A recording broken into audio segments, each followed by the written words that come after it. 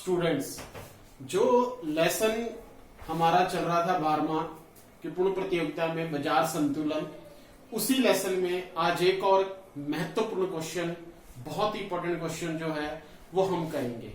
Question paper में आ सकता है कि संतुलन कीमत से क्या अभिप्राय है, संतुलन कीमत को निर्धारित करने वाली शक्तियां किस प्रकार संतुलन कीमत को प्रभावित करती हैं।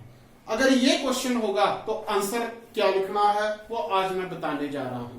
तो इसमें जो आंसर आएगा वो होगा मांग तथा पूर्ति में एक साथ परिवर्तन, अर्थात जब मांग में भी और पूर्ति में भी एक साथ परिवर्तन, इकट्ठा परिवर्तन किया जाए तो संतुलन कीमत पर क्या प्रभाव पड़ता है। अभी तक हमने केवल मांग में परिवर्तन करा था तो प्रभाव देखा था, फिर पूर्ति में परिवर्तन करा तो प्रभाव देखा। अब हम देखेंगे कि मांग और पूर्ति में एक साथ परिवर्तन करने से संतुलन कीमत के ऊपर क्या प्रभाव पड़ता है। अब मांग तथा पूर्ति में जो एक साथ परिवर्तन होता है वो भी दो प्रकार का होता है। दो प्रकार का कौन सा परिवर्तन होता है? पहला जो परिवर्तन आता है वो आता है मांग तथा पूर्ति में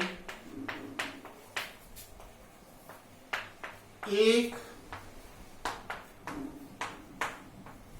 साथ वृद्धि,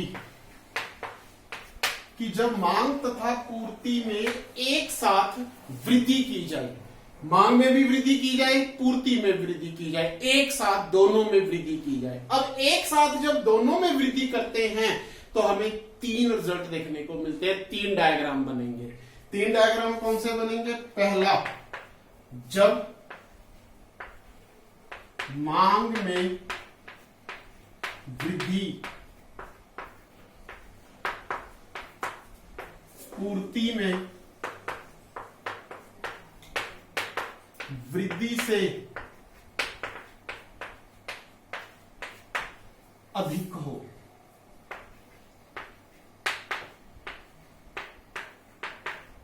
ये होगा। मतलब मांग में भी वृद्धि करनी है, मांग में भी वृद्धि करनी है, पूर्ति में भी वृद्धि करनी है, लेकिन मांग में वृद्धि पूर्ति में होने वाली वृद्धि से क्या होगी? ज्यादा होगी। सीधा डायग्राम के ऊपर आते हैं। डायग्राम देखो किस तरह से हमने ड्रॉ करना है, सारा डायग्राम का है। डायग्राम को ध्यान से देखो कि किस प्रकार से ये ड्रॉ होगा। तो यहां पर y एक्सिस पे प्राइस और फिर x एक्सिस पे क्वांटिटी। पहले तो मांग वक्र वैसे ही ले लो जैसे हम लेते हैं dd मांग वक्र, SS पूर्ति वक्र बनेगा। ठीक है, दोनों यहां पर काट रहे हैं जो कि क्या होगा? संतुलन बिंदु। इस संतुलन बिंदु पर संतुलन कीमत OP है, संतुलन जो मात्रा है वो OQ है। अब मांग में भी वृद्धि करनी है, पूर्ति में भी वृद्धि, लेकिन मांग में वृद्धि ज्यादा। पहले हम मांग में वृद्धि करेंगे। अब मांग में जो वृद्धि होती है तो मांग वक्र क्या होता है? ऊपर शिफ्ट हो जाता है। यहां पर यह वक्र शिफ्ट हो गया। ये जो एरो लगा रहे हैं ये बता रहा है कि नया वक्र बना है D1 D1। अब ये गैप ज्यादा है, इस गैप ज्यादा का मतलब मांग में वृद्धि ज्यादा। अब पूर्ति में वृद्धि, पूर्ति में वृद्धि तुम्हें बताया था कि वक्र नीचे की ओर शिफ्ट करता है। तो जब पूर्ति में वृद्धि करेंगे तो वक्र नीचे आएगा, S1 S1। अब ये इस तरह से शो करेंगे। अब ध्यान से देखो कि इसमें गैप कम है, इसमें गैप ज्यादा है। मतलब इसमें गैप ज्यादा है तो मांग में वृद्धि ज्यादा हो रही है, इसमें गैप कम है तो पूर्ति में वृद्धि कम हो। अब दोनों नए वक्र means D1 D1 S1 S1 जहां काटेंगे, कहां काट रहे हैं? ये बिंदु है जहां पर दोनों काट रहे हैं। अब ये बिंदु ध्यान से लगाना है। बिंदु ये भी हो सकता है गलत है, बिंदु ये नहीं है, ये नहीं है, ये नहीं है, केवल ये वाला बिंदु है जहां पर नया वक्र D1 D1, नया वक्र S1 S1 एक दूसरे को काटते हैं। तो इस बिंदु के ऊपर क्या नजर आ रहा है कि संतुलन कीमत OP से बढ़कर OP1 हो जाती है और जो संतुलन मात्रा है वो OQ से बढ़कर OQ1 हो जाती है। तो ये था पहला जब मांग में वृद्धि पूर्ति में वृद्धि से अधिक हो। तो पहला डायग्राम। अब हम दूसरे डायग्राम की बात करते हैं। अब दूसरे डायग्राम में क्या होगा, दूसरे डायग्राम में हमने सिचुएशन चेंज कर देनी है। क्या सिचुएशन चेंज करनी है, अब यहां पर जो वृद्धि अधिक है हम उसको क्या लिखेंगे, कम हो, कि मांग में वृद्धि पूर्ति में वृद्धि से कम हो। पहले मांग में वृद्धि ज्यादा थी पूर्ति में वृद्धि से, अब मांग में वृद्धि कम होगी, किसमें, पूर्ति में वृद्धि से। सिर्फ इतना फर्क पड़ा है। तो डायग्राम हमारे सामने, तो डायग्राम को फिर ध्यान से देखना है कि किस प्रकार से ड्रॉ किया जा रहा है। वाई एक्सिस पे प्राइस और एक्स एक्सिस पे मात्रा। यहां पर हम बीडी कर्व लेंगे और ये होगा हमारा एसएस कर्व। दोनों यहां काट रहे हैं इक्विलिब्रियम। इस इक्विलिब्रियम के ऊपर संतुलन कीमत ओपी है, संतुलन मात्रा ओ क्यू है। जो मैं बोल रहा हूं वो इसकी एक्सप्लेनेशन है। अब मांग में वृद्धि कम होगी, पूर्ति में वृद्धि ज्यादा होगी। पहले पूर्ति में वृद्धि करते हैं। पूर्ति में वृद्धि ज्यादा है तो इसका मतलब हमने गैप ज्यादा दे देना है। नया वक्र S2 S2, पहले को S1 लिखा था, अब इसको हम क्या लिखेंगे, S2, ताकि हमें डिफरेंस पता चल जाए। अब मांग में वृद्धि, अब मांग में वृद्धि क्या होगी, कम होगी। वृद्धि होगी लेकिन वो वृद्धि क्या होगी, कम होगी। तो D2 D2 इस तरह से। अब दोनों नए वक्र देखना है कहां काट रहे हैं। नए वक्र D2 D2 S2 S2 कहां काट रहे हैं, ये बिंदु है जहां काट रहे हैं। इसके अलावा और कोई बिंदु नहीं लेना, ना ये बिंदु लेना। अगर ये बिंदु लेते हो तो गलत होगा, ये बिंदु लेते हो तो गलत होगा। सिर्फ नया वक्र D2 D2 S2 S2 जहां काट रहा है, यहां काट रहा है, तो ये संतुलन बिंदु है और इस संतुलन बिंदु के ऊपर संतुलन कीमत OP से घटकर OP2 हो जाती है और जो संतुलन मात्रा है वो OQ से बढ़कर OQ2 हो जाती है। ये प्रभाव पड़ता है जब मांग में वृद्धि पूर्ति में वृद्धि से कम हो। तो दूसरा डायग्राम। अब तीसरा डायग्राम। तीसरा डायग्राम क्या बनेगा,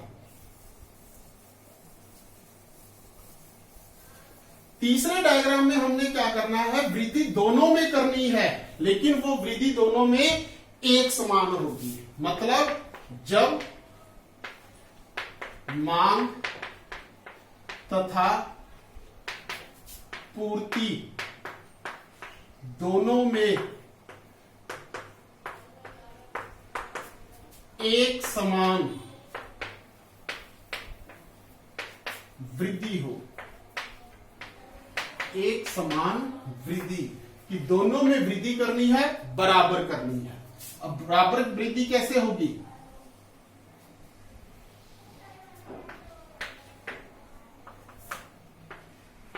वाई एक्सिस पे प्राइस और एक्स एक्सिस पे मात्रा। बीडी मांग वक्र, एसएस पूर्ति वक्र, दोनों यहां काट रहे हैं इक्विलिब्रियम। इस इक्विलिब्रियम के ऊपर संतुलन कीमत ओपी है और संतुलन मात्रा ओक्यू है। ठीक है। अब दोनों में वृद्धि होगी और एक समान होगी। कैसे होगी, पहले हम मांग में वृद्धि कर लेते हैं। अब ये मांग में वृद्धि हुई तो नया वक्र, ठीक है, ये ऊपर चला गया, नया वक्र बना D3 D3। पहचान के लिए हम इसको ये नाम देंगे D3 D3। अब जितनी मांग में वृद्धि हुई है उतनी पूर्ति में वृद्धि। कैसे, उसके लिए हम यहां पर ऐसे एक डॉटेड लाइन खींच लेंगे। इसको यहां कट कर रही है, यहां से हम सीधा एक सप्लाई कर्व ड्रॉ कर देंगे इस प्रकार से, जो कि हमें ये बता रहा है कि यहां पर जो है पूर्ति में भी उतना ही परिवर्तन हो रहा है जितना मांग में हुआ है। दोनों में एक समान परिवर्तन हो रहा है। अब दोनों नए वक्र D3 D3 S3 S3 यहां एक दूसरे को काट रहे हैं। इसका मतलब नया संतुलन बिंदु E3, जो कि बता रहा है कि संतुलन कीमत पहले के समान ओपी है, लेकिन जहां पर जो संतुलन मात्रा है वो ओ क्यू से बढ़कर ओ क्यू 3 हो गई है। अर्थात कीमत में कोई प्रभाव नहीं पड़ा, लेकिन मात्रा ओ क्यू से बढ़कर ओ क्यू 3 हो गई है। तो ये था मांग तथा पूर्ति में एक साथ वृद्धि, जिसमें 3 पॉइंट बताए हैं। जब मांग में वृद्धि पूर्ति में वृद्धि से अधिक हो, दूसरा जब मांग में वृद्धि पूर्ति में वृद्धि से कम हो, और तीसरा जब मांग तथा पूर्ति दोनों में एक समान वृद्धि हो। तो ये थे 3 पॉइंट। अब यहां पर हम चेंज करेंगे। अब नेक्स्ट क्या बनेगा? नेक्स्ट बनेगा यहां पर कि जब मांग तथा पूर्ति में एक साथ वृद्धि की जगह कमी आ जाएगा, कि जब मांग तथा पूर्ति में एक साथ कमी हो, तो पॉइंट वही रहने हैं और वृद्धि की जगह कमी हो गया है। तो पहला पॉइंट क्या बनेगा? जब मांग में कमी, जब मांग में कमी पूर्ति में कमी से अधिक हो, मतलब कमी दोनों में करनी है, मांग में भी कमी करनी है, पूर्ति में भी कमी करनी है, लेकिन मांग में कमी ज्यादा होगी किससे? पूर्ति की तुलना में। अब डायग्राम देखो,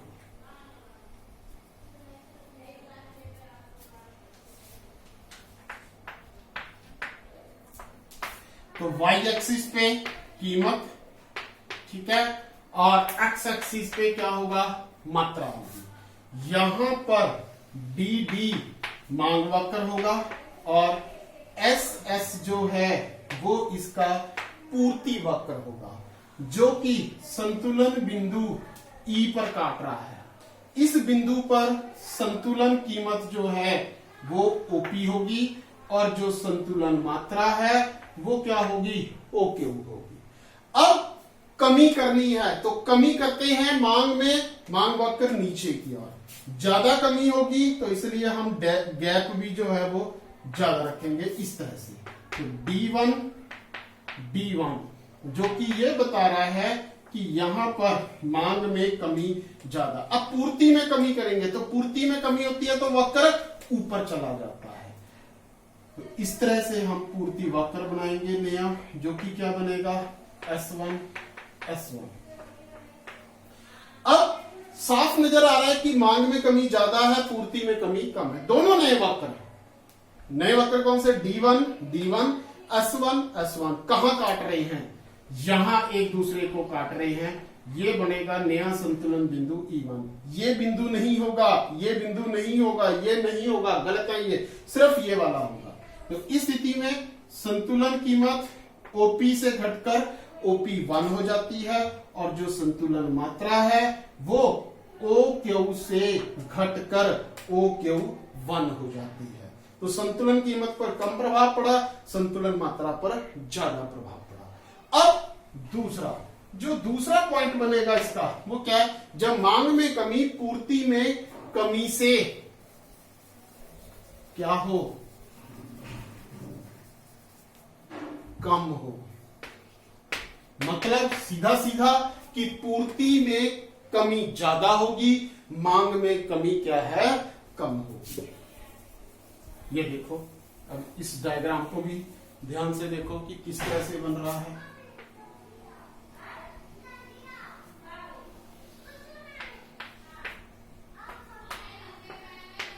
y एक्सिस पे प्राइस और x एक्सिस पे मात्रा। ये है dd मांग वक्र और ये है SS पूर्ति वक्र। दोनों यहां काट रहे हैं इक्विलिब्रियम। इस इक्विलिब्रियम के ऊपर संतुलन कीमत OP है, संतुलन मात्रा OQ है। अब पूर्ति में कमी पहले करो, क्योंकि इसमें ज्यादा कमी करनी है। तो पूर्ति में कमी होती है तो वक्र ऊपर की ओर शिफ्ट होता है इस तरह से। नया वक्र बनेगा S2 जो कि यही बता रहा है कि वक्र ऊपर की ओर शिफ्ट हुआ। अब मांग में कमी होगी तो नीचे वक्र, ये वाला वक्र बनेगा D2 D2, जो कि ये बता रहा है कि मांग में कमी कम है, पूर्ति में कमी ज्यादा। अब दोनों नए वक्र D2 D2 S2 S2 कहां काट रहे हैं? ये बिंदु है जहां काट रहे हैं। बिंदु को ध्यान से देखना कि कौन सा बिंदु है, कौन सा बिंदु होगा जहां नए वक्र एक दूसरे को काटेंगे। अब ये बिंदु भी है, ये नहीं है, ये नहीं है, ये नहीं है, सिर्फ ये बिंदु है जो कि क्या होगा? E2 होगा। तो इस बिंदु के ऊपर संतुलन कीमत OP से बढ़कर OP2 हो जाती है, और जो संतुलन मात्रा है वो OQ से घटकर OQ2 हो जाती है। कीमत बढ़ती है, मात्रा घटती है, कम होती है। अब आता है इसका third point, C point. C point क्या होगा? तो C पॉइंट जो है, जब मांग में कमी पूर्ति में कमी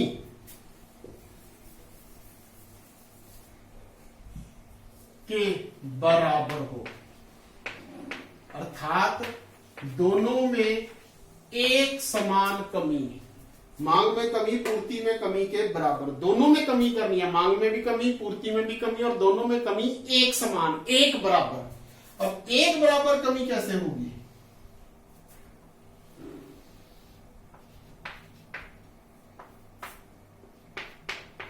Y एक्सिस पे कीमत और X एक्सिस पे क्या आएगा? मात्रा आ जाएगी। अब ये है डिमांड करफ, DD करफ, और ये है SS करफ, पूर्ति वक्र। दोनों यहां काट रहे हैं इक्विलिब्रियम। इस इक्विलिब्रियम के ऊपर संतुलन कीमत OP है, ठीक है, और यहां पर जो संतुलन मात्रा है वो क्या है? OQ है। अब कमी, पहले मांग में कमी कर लो। मांग में कमी ये है, ये मांग में कमी है, नया वक्र D3 D3। अब जितनी मांग में कमी हुई है उतनी ही पूर्ति में कमी करनी है। कैसे? ये जो D3 D3 वक्र है, इसको OP कीमत को ध्यान से देखो, यहां काट रहा है, बस यहीं से हमने पूर्ति वाला वक्र ड्रॉ कर देना है इस प्रकार से, और ये हमारा नया वक्र बन जाएगा S3 S3, जो कि ये बता रहा है कि जितनी मांग में कमी हुई है उतनी ही पूर्ति में कमी है, और दोनों वक्र यहीं काट रहे हैं एक दूसरे को। नए वक्र D3 D3 S3 S3 यहीं काट रहे हैं, तो कीमत पहले के समान OP ही है, और जो मात्रा है वो OQ से घटकर OQ3 हो जाती है। तो इस तरह से हमने आज देखा कि मांग तथा पूर्ति में एक साथ परिवर्तन, और एक साथ परिवर्तन में दो तरह से होता है। मांग तथा पूर्ति में एक साथ वृद्धि, जिसके 3 पॉइंट हैं। 3 पॉइंट कौन से हैं? पहला, जब मांग में वृद्धि पूर्ति में वृद्धि से अधिक हो। दूसरा, जब पूर्ति में वृद्धि मांग में वृद्धि से अधिक हो। और तीसरा, जब मांग तथा पूर्ति में एक समान वृद्धि हो। फिर दूसरा हमने पॉइंट देखा था कि जब मांग तथा पूर्ति में एक साथ कमी हो। कमी के भी 3 पॉइंट देखे थे, जब मांग में कमी पूर्ति में कमी से अधिक हो। दूसरा, जब पूर्ति में कमी मांग में कमी से अधिक हो। और तीसरा, मांग तथा पूर्ति में एक समान कमी हो। तो ये क्वेश्चन जो है, इसके 6 डायग्राम है, 6 की प्रैक्टिस करनी है। जिस तरह से मैंने बताया है उसी तरह से प्रैक्टिस करनी है, तो ये क्वेश्चन क्लियर हो जाएगा। धन्यवाद।